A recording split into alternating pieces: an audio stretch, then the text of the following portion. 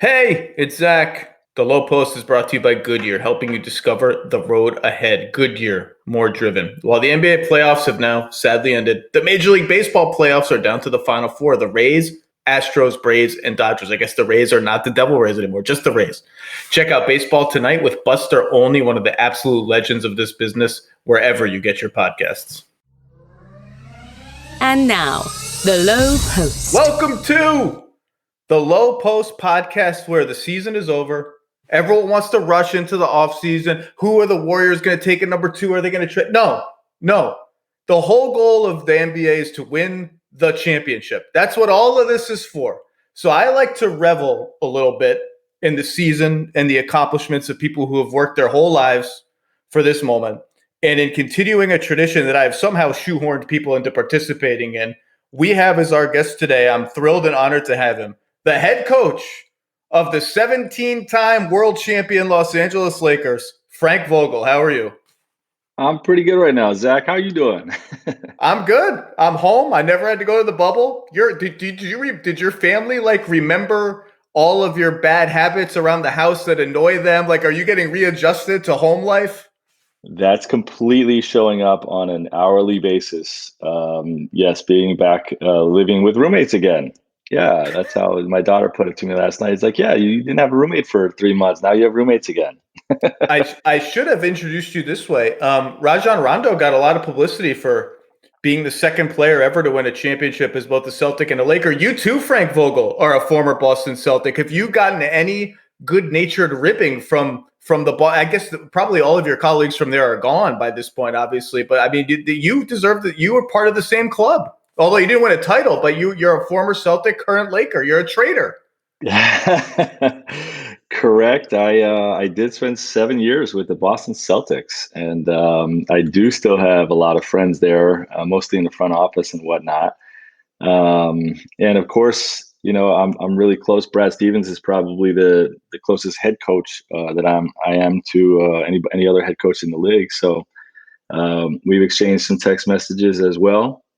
And but I'm happy for Rondo. I mean, I think obviously he's had a great strong start to his career and bouncing around a little bit the last few years. And I know this was important to him. To sort of put that stamp on his career. To be the one guy. I think the guy that did it with the Minneapolis Lakers only half counts, right? Ooh, careful, coach. Careful. You're gonna talk yourself right out of 2.5 championships in Lakers franchise history. Do you have a journal from this season? Because you have a book sitting there to be written. Did you take any notes? Did you jot things down? I really didn't. And all along the way, I obviously felt like I should be doing that, and had people telling me I should be doing that. And even before knowing what this year was gonna look like, but I didn't. I really, to me, all of my focus was on this job. You know what I mean? And everything that comes after that will come after that. I just felt like I didn't want anything pulling away from it anyway. I got a good memory anyway. There you go. So let's go all the way back to the beginning. You are introduced as the head coach of the Lakers, and we'll get into your background a little bit later, but this is a crowning moment of your professional life. You get to sit. It's only a press conference. I get it, but you're the subject of it. The logo of the most storied franchise in the NBA is behind you.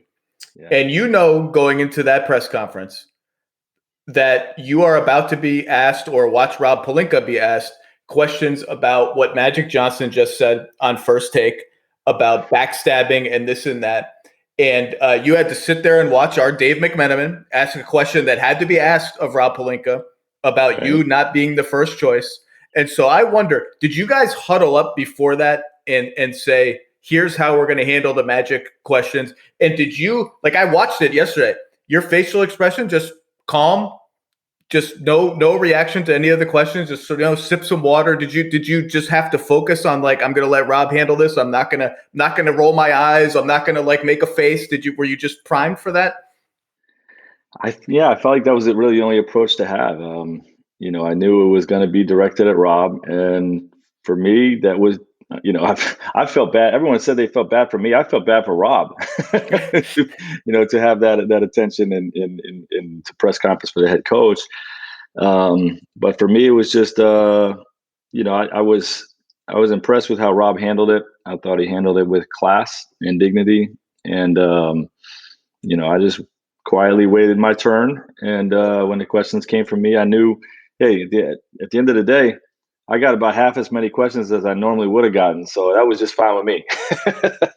Did you and Rob watch the Magic interview together? Like, where were you when that was happening? Yeah, I was just, either on the way to the office or preparing for the press conference when it was brought to my attention that all of that stuff was said. So I didn't watch it. It was just brought to my attention that stuff was said, and we just kind of huddled up, and Rob was like, I'm going to get all these questions. If you get asked, just say you're focused on your role here, and don't really have anything else to say about that. And I didn't really have anything else to say about that, other than what I felt was the truth was that there was a massive perception that there was dysfunctionality within the Lakers organization. And, from the time I'd gotten there, everybody seemed pretty well connected, and like, we're heading in the right direction. So I did feel like it was drastically different on the outside than on the inside. It's wild to watch that press conference again because it's a really long time ago in like normal NBA season time, obviously, Right. longer than it would be normally.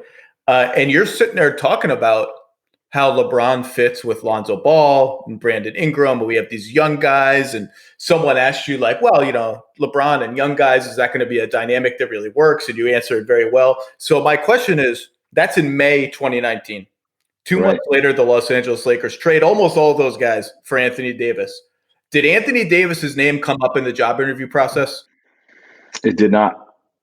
It was about coaching the young guys. I think they said something along the lines of, we're always going to try to improve our team, but we have a lot of the young guys that we believe in, and we have to get healthy, and we have to sort of bridge the gap between LeBron's years in the league and his stature and the young guys coming together, and that there's got to be a high level of accountability. That was the big thing. But there was no mention of Anthony Davis. Obviously, there was a lot of rumors. There was a lot talked about leading into that publicly. So I knew there was always a possibility of that. But my approach was to come in and work with the young guys and LeBron.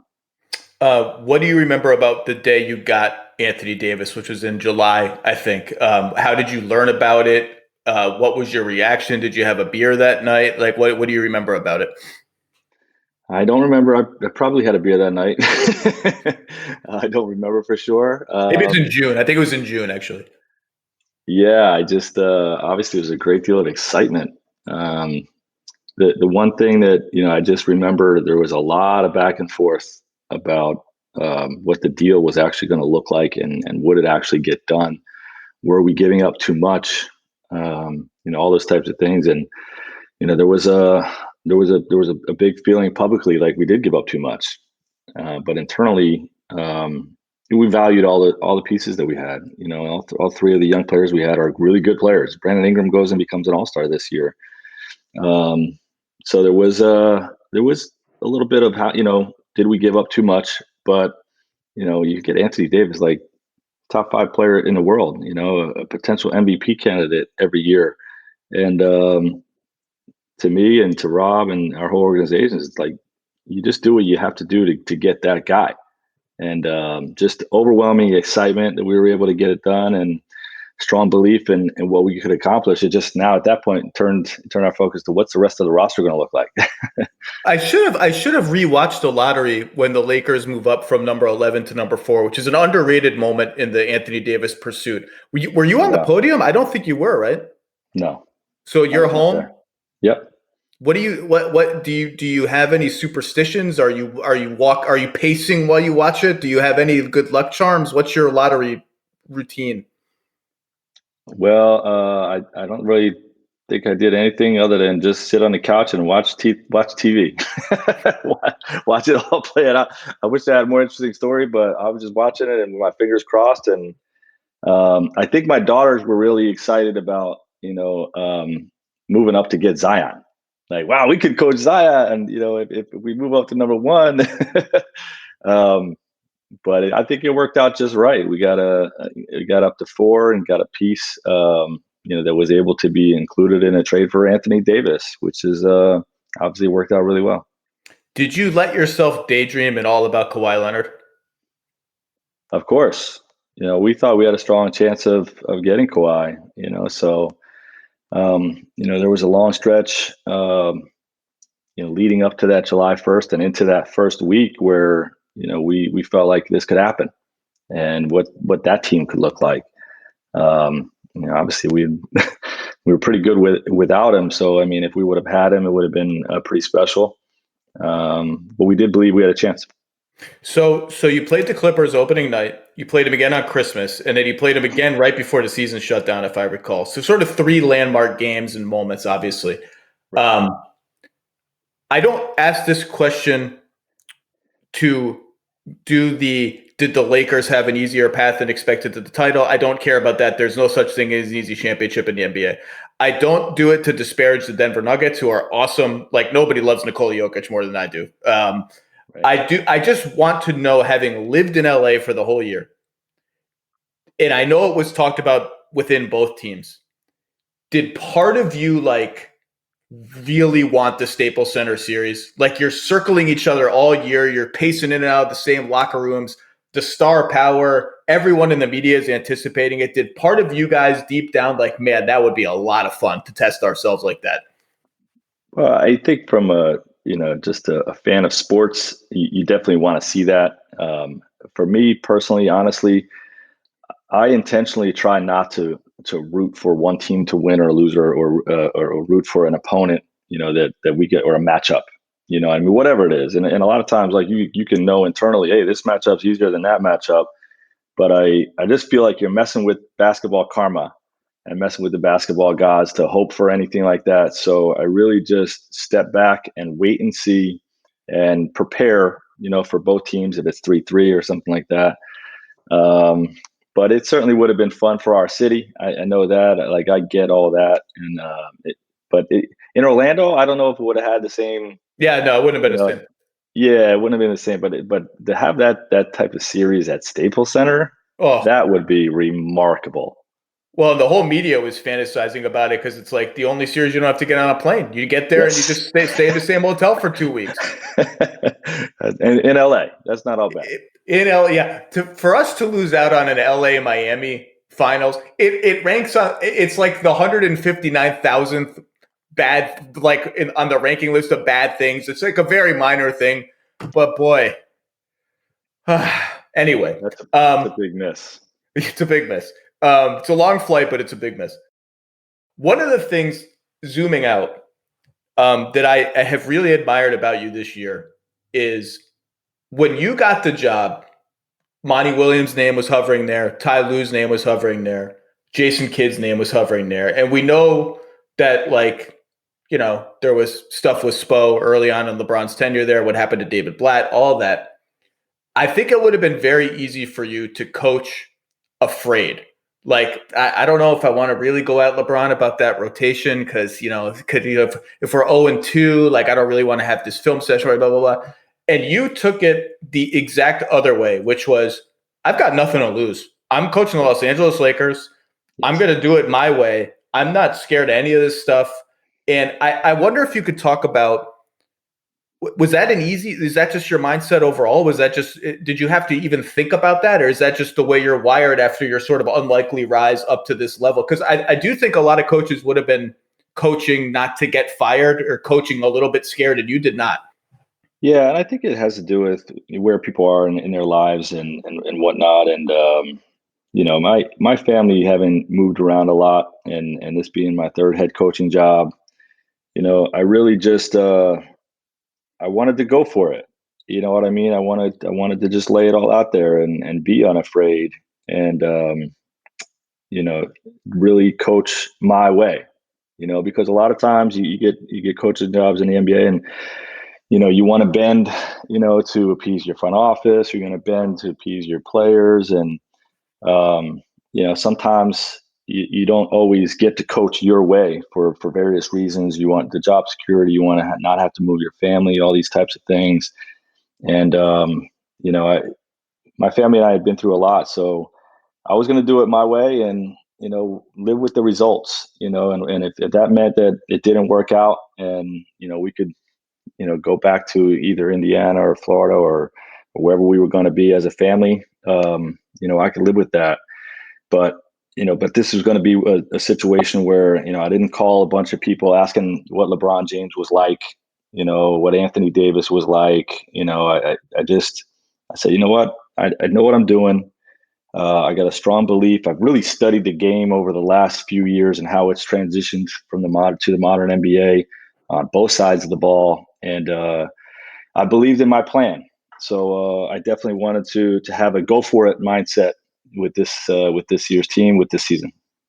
It's interesting you mentioned that you didn't call, because I was reading a previous interview you did early in the season when you said people had asked you, have you called Luke Walton? Have you called Eric Spoelstra just to get some intel, some background? How did it work? And you said, actually, no, I don't want to do that. I want to go in. I want to go in fresh. Is that is that just, how did you make that decision? Because I think that's very interesting. Most coaches would have gone, like, everyone wants information. You know what I mean? Yeah, and I think when a lot of that stuff isn't documented, it's always beneficial if you don't have familiarity with a player, call a college coach or something like that. I think that's always beneficial. But LeBron in particular was such a iconic figure, and the bumps in his road with some of his former coaches were well documented. To me, diving into those, was posed a risk of tainting my perception of the situation, of the relationship. I just wanted to start fresh with a blank canvas, with he and I, obviously having competed against each other, but beginning a relationship anew. And I didn't want to have anybody else, sway my perceptions of how it was going to play out. So, I was happy I did that. And, the season went really well for us. I think it did. I want to go back to the beginning of your career, because I think people know that what has happened to you is improbable on some level, although you've earned it. It's your work that has done it. But I've read many accounts of your carving out a job for yourself at Kentucky under Rick Pitino. Okay, so I've read many different accounts of this in the mid-'90s. My favorite one goes like this, and I really hope this is basically how it is. You send Rick Pitino a bunch of letters, basically, like, probably handwritten letters or typed. I don't know. Handwritten or typed? Typed. Yep. To your coach, like, any job. I wanted to, you're playing Division III at that point. Like, I want to be a coach. Any job. No one ever answers your letters. You get no reply. This is the account that I want to be true. Okay, so let me just speak it, and then you can tell me what's true. You then, having gone all this time without getting a reply, go to some Nike camp or whatever camp where he's going to be, and you orchestrate. Hey, whoa, Coach Pitino, wild to bump into you. I'm the guy who wrote you 1,000 letters that your secretary probably threw in the trash. And Rick and Jim O'Brien, I guess maybe is there too, sort of gives you hey, Frank, nice to meet you. If you're ever in Kentucky, look us up. And you take that as a personal invitation to get in the car and move your entire life to Kentucky and be like, well, you told me if I was in town to look you up. Is that what happened, really? Pretty much. I did receive letters from the University of Kentucky from Rick Pitino, just a form letter. Thank you for interest. We don't have anything. So I was getting letters back. I knew it wasn't him. It was probably secretary. But I did go to try to work 5-star basketball camp with the sole purpose of trying to meet Rick Pitino and get in front of him and talk to him, because I didn't think the letters were actually getting through to him. And obviously it's not hard to wasn't easy to work 5-star. They don't just allow anybody. You have to be invited there as well. So I had to write some letters to get in there. When I got there, the camp director, Howard Garfinkel, introduced me to Coach Pitino when he came to recruit, which I knew he would come to recruit. and was able to just tell him what I was trying to do, that I had written letters to try to be equipment manager, walk on, whatever I could do. But I felt like I could help him. And, that's something I try to tell young aspiring coaches, that you don't want to beg for an opportunity. You want to sell how you can help that coaching staff. And, Rick, he did say, like you just said, well, if you decide to come down and we can help you in any way, look us up. And yes, I said, that's enough. I was just looking for any little crack in the door. And, at least I had that frame of reference. If I got down there, it wasn't working out, I could go knock on the basketball offices and try to sell myself again and try to make something happen. That was enough for me. I mean, that's a crazy story, Coach. From there to here is a crazy story. No doubt. Division III. I mean, Division III with really no basketball contacts in a big time frame of reference. Division I, NBA. I didn't know a single person. So and that was part of the move. You could be the best in the world as an aspiring young coach, but if you don't know the right people, the doors don't open. And part of that was just learning from someone like Rick Pitino and his staff, learning about that level. I had never been around a Division I program or anything like that. And then also, just trying to earn some contacts. And they're loaded. I mean, Kentucky's always loaded, but that 96 team was like capital L loaded with talent. Yes. And there was some teams that came after that were as loaded, but at the time, it was probably the most talented basketball team in college basketball I'd ever seen. Wow. We had 9 NBA players on the team. That's insane. Is Antoine Walker still on that team, or is he in the NBA by then? He actually he might have been 1 year in. He came in my second year. Oh, okay. No, he was on that team. I was there from 94 to 97. I think he came in 95. Twan's one of my all-time favorite NBA players. Anyway, that's my Antoine Walker thing is a whole different story. You were studying biology, Coach, to be like you were going to be pre-med at one place. Do you have any biology left in the brain? Has it been helpful in reading coronavirus articles? Do you have any biological information left in there? Cellular structures, anything like that? Zero. Nothing. I have a degree in biology. I wanted to be a doctor, I thought. And then when I did 2 years of pre-med, when I first got to college, I was working round the clock to get the grades, and I was under a 3.0, and I knew I wasn't getting into med school, and I felt like I was giving it my all, and just wasn't as passionate about it as it was with basketball. Did you get to organic chemistry? I got through organic chemistry with a very low grade, but I did. That's the killer. That's the one that. Yeah, 1 and 2. But the upper level classes, those are the ones that were just stupid hard, like incredibly ridiculously hard. Histology, I forget what all of them were. Microbiology, physiology, like all those upper. The histology one where you're dissecting thousands and thousands of cells. Like, they all look the same to me. I just remember I dated a pre-med student as an undergrad, and when she got to organic chemistry, I was like, I'm not sure I'm going to be able to be around you for the next 3 or 4 months because this is a little much for me to handle, and I'm not even taking a class. Yeah, that's the worst class that anybody could ever take. It's the models. It's impossible. Who was the first phone call that you made after you guys won the title the other night? The first outgoing call. Who's your first call? Man, well, I called my wife, Jen, from the locker room. She was at the game. She was up across the way. Not like on our side in the bubble, but where the media was. And so I called her and my daughters on FaceTime from the locker room right before, the champagne celebration, that we had. And, that was the first one. And I don't think I made an outgoing call again till I got home, because they were there, and I just spent the moment with them. So that was the first outgoing.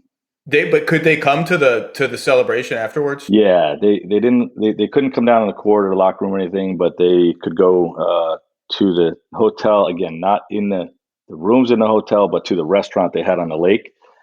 So they allowed them to go to the party, and I was able to see them for the first time. I got running hugs from my daughters, a moment I'll never forget.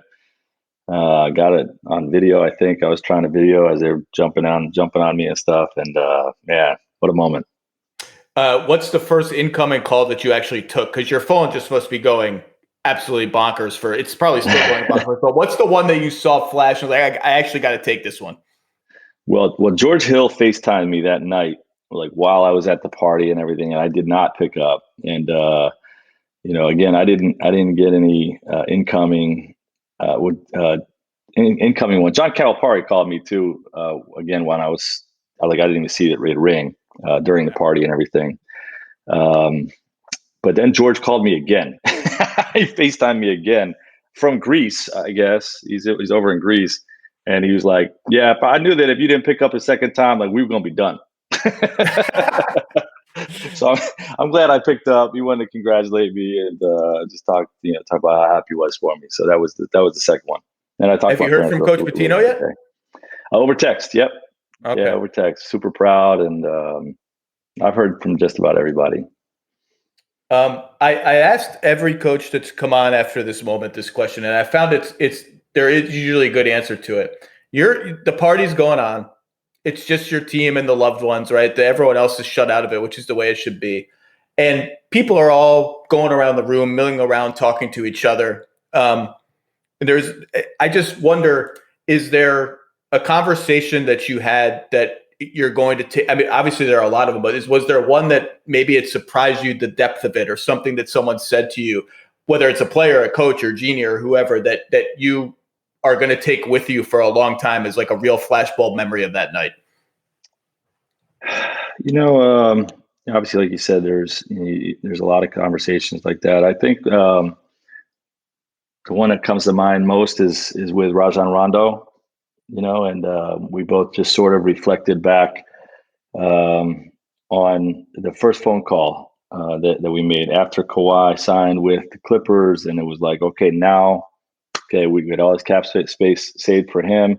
Now we got to go use it and fill out the rest of our roster. We put together the rest of our roster in about 3 hours. And, a lot of that day was about me getting on the phone with DeMarcus Cousins and with Rajon Rondo and with Danny Green and, guys like that and JaVale McGee and just making sure they felt good about their role of what they were coming. They obviously, wanted to be here. They wanted to play with LeBron and have this opportunity with AD, but they wanted to make sure it looked and felt right. And I told him at that point that there's maybe no coach in the NBA that's a bigger fan of Rajon Rondo than I am. And so he just he took a moment to just thank me for believing in him. And to me, that's like one of the best moments as a coach is when you show confidence or belief in someone. And KCP and I had a similar conversation, because he was being highly criticized early in the season. When you show confidence and belief in someone and they reward you with great play, and it ends up in this situation leading to a championship, that's just special and something I'll never forget. And that's, above all else, like that's what you do this job for, for those types of moments. Speaking of stuff you'll never forget, what are the memories you'll always take from what has to be the most bizarre road trip in the history of the NBA, which is the Lakers and the Nets preseason trip to China? I was reading back on that, and you guys actually had one practice where I think you were hustled off the court really quickly, right? So, and then you're in the meeting, I think, when Adam Silver and LeBron go back and forth a little bit. So and then of course the banners are coming down, the whole you're in the middle of a geopolitical, not scandal, but something. So maybe it's the practice, maybe it's conflict. That meeting. What do you remember from that? What do you take with you? Well, I remember feeling cautiously safe, but a little bit afraid because obviously in a communist country, if you're on the outs with the government, they don't have to let you leave. and like, I didn't think it would go that direction, but none of us really knew. And there was like, everybody had stories about a Nike trip or whatever. And, when people didn't do something the wrong way, they just hold your flight for 6 hours and they're telling you you're not going to be able to leave the country. And, the NBA, through Daryl Morey's, his tweet, and then not the support of the message from Adam Silver, but the support of freedom of speech, which is what our country is all about, really put Adam Silver and the whole NBA, on the outs with the Chinese government. So, we felt like we were enemies of the state, and in some ways, that it could go in a really bad direction. So, just that overall feeling of like, would we be able to leave was prevalent throughout the whole thing. And then, the one thing that sticks out to me is the moment my players kind of went to bat for me, because the league was like, we got to do something about the media. Like all the Chinese media and even the American media was over there. Like they wanted to hear from us, like what was going on. There was no statements. There was no like, are they going to make the players available? Is the coach is going to be available? Who's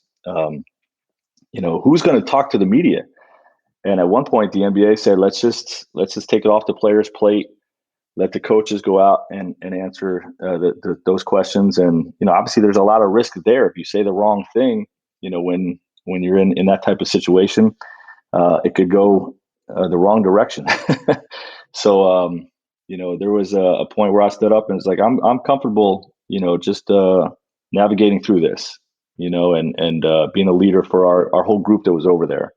And Kenny Atkinson was on board as well. And our players were like, no, we're not letting you do that. We're not going to let the league throw you to the fire. And, so we appreciate it, coach, but no, that's not happening. So, that was a great showing of support from my guys, and something I always appreciate.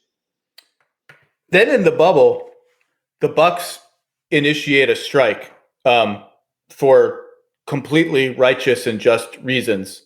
And there's a meeting that night where essentially everybody's there.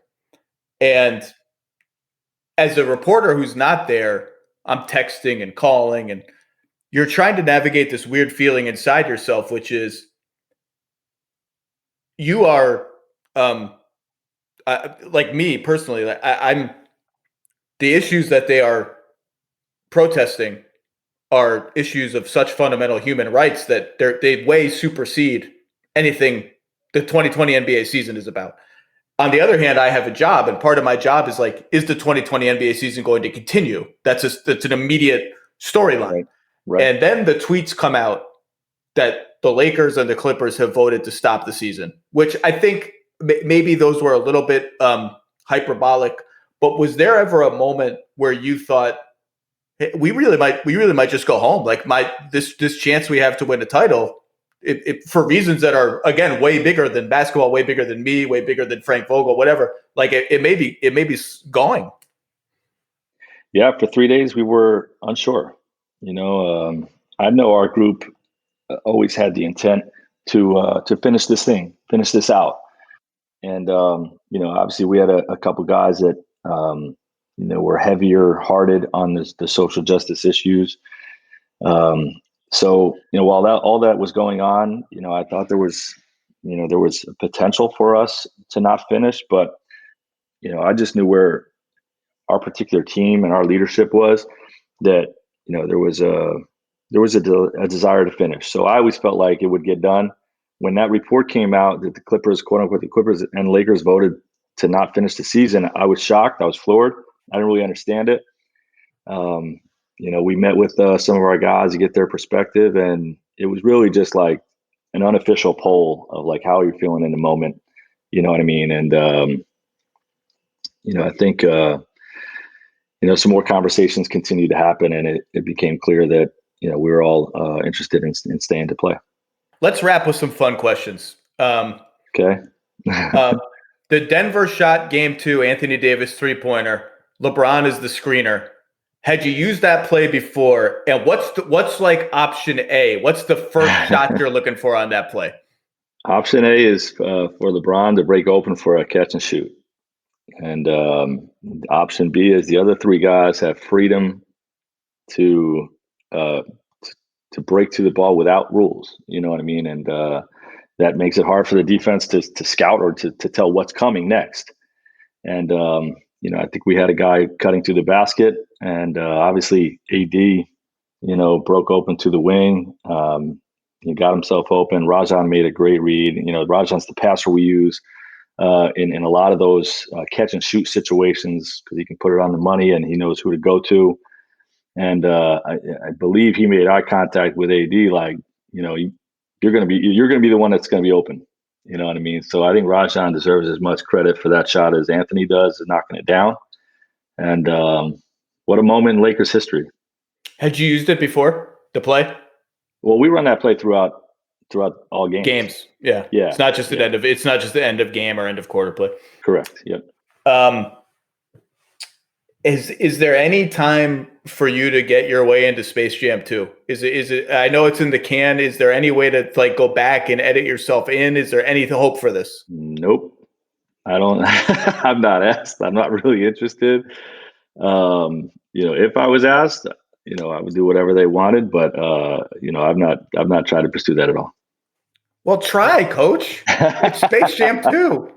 Well, basketball coach. Okay, fine.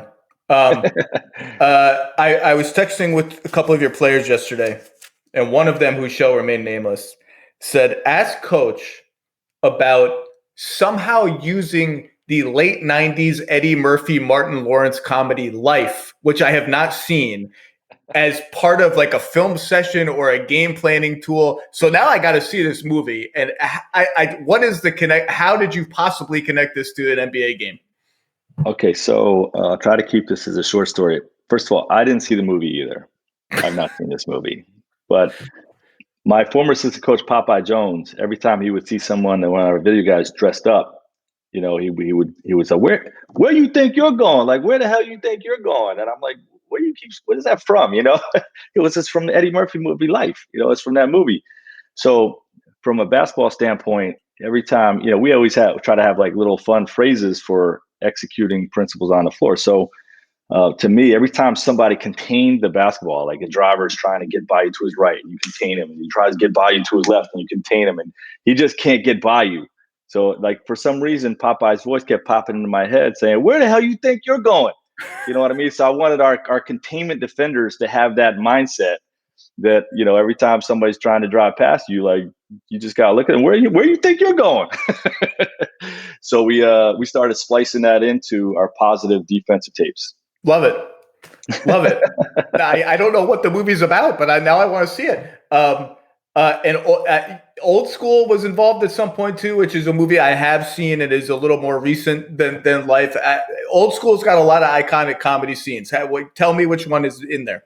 Yeah, and it was during the finals we used that, which is, you don't really think you're going to be using levity in your film sessions during the finals, but everybody thinks the most, the best scene in Old School is either the Frank the Tank scene or the streaking scene, but they're wrong. The best scene in that movie is the dart scene.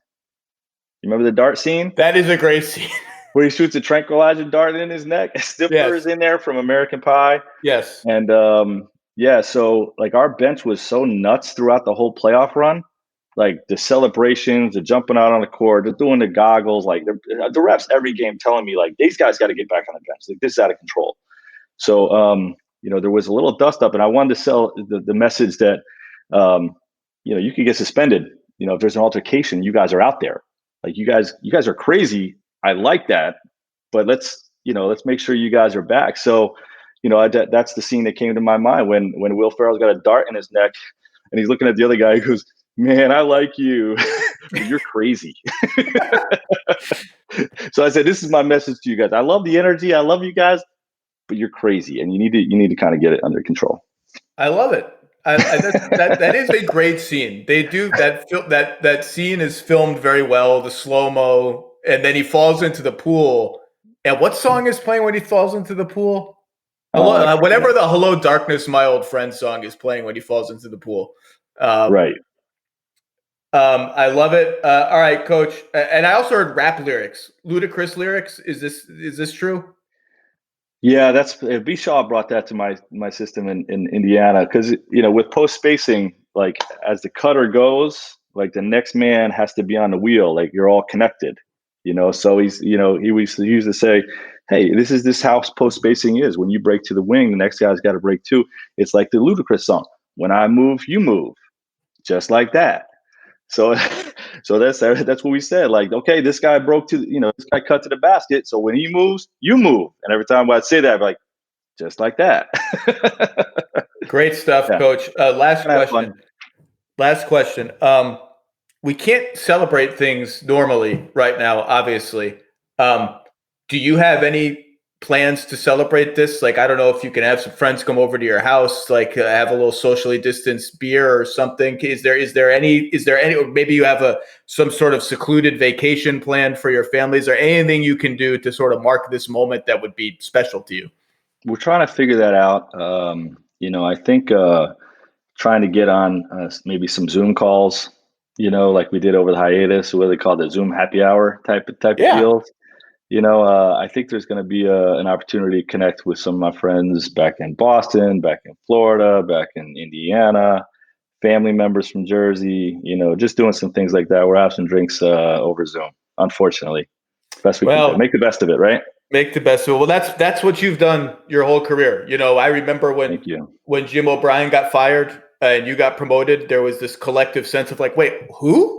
Like what? That Frank who? and you just rolled with it, and you keep rolling with it, and this is super well deserved, and it's nothing but hard work and humanity, and obviously great talent on your team that's a prerequisite to winning the championship, no matter who the coach is.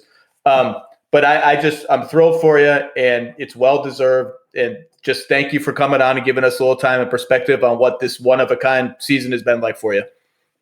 Happy to do it, Zach, and I really appreciate all your support over the years, man. Appreciate it. Coach, have a great summer. Get some family time, and we will talk to you whenever. I don't know. We'll talk to you at some point. Thanks, Coach. Look forward to it. Take care.